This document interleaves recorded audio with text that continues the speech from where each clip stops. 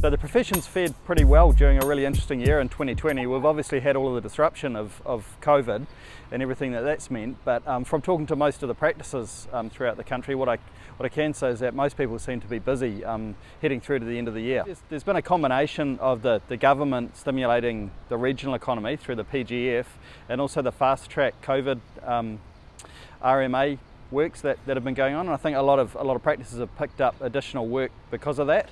I think the cost-cutting measures that we're seeing through various organisations like the Auckland Design Office and a number of other councils around the country are likely to bite in the first half of 2021. So we're a bit concerned about how that's going to work out for the profession. So I think we've all managed to adapt pretty well through not having to travel quite as much as we used to, and working more collaboratively at distance with our clients. So I think we can keep that up and continue to use the tools that we've all become familiar with in 2020. But I think spreading our work across a range of different clients and work areas I think would be quite useful as well, because I think we are likely to see some sectors within the profession suffer in 2021 through budgets being cut quite severely. So the NZILA's had a pretty interesting year. We've fared pretty well through 2020. We've had to cancel a number of events, but we haven't suffered the financial losses that a number of other professional institutes have. We have managed to stay in contact with our members. We've signed up for a professional Zoom license, and we've been holding a number of events, and we've got a few more to go before the end of the year. And the other main area that we've made some really good progress in is one of our main strategic projects, the Aotearoa Landscape Guidelines, and we're looking to really start engaging with the membership on that over the next few months. So it's an exciting time early in 2021 for the NZILA. We've got a change of executive and president coming up.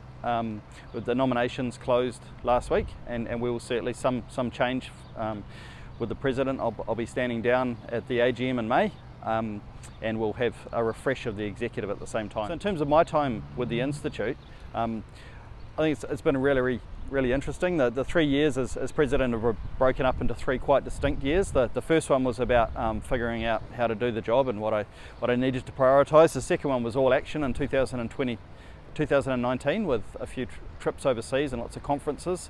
And then in 2020, of course, we've had the disruption of COVID, and that's kind of really ground everything to a halt. So I think it's in terms of how, as far as the profession's concerned, I think staying positive and continuing to adapt, and keeping an eye on our main areas of work and our clients, and seeing where they're moving will be the key to a successful 2021. We've made some really great progress with our cousins at Te Taunuku over the course of the year.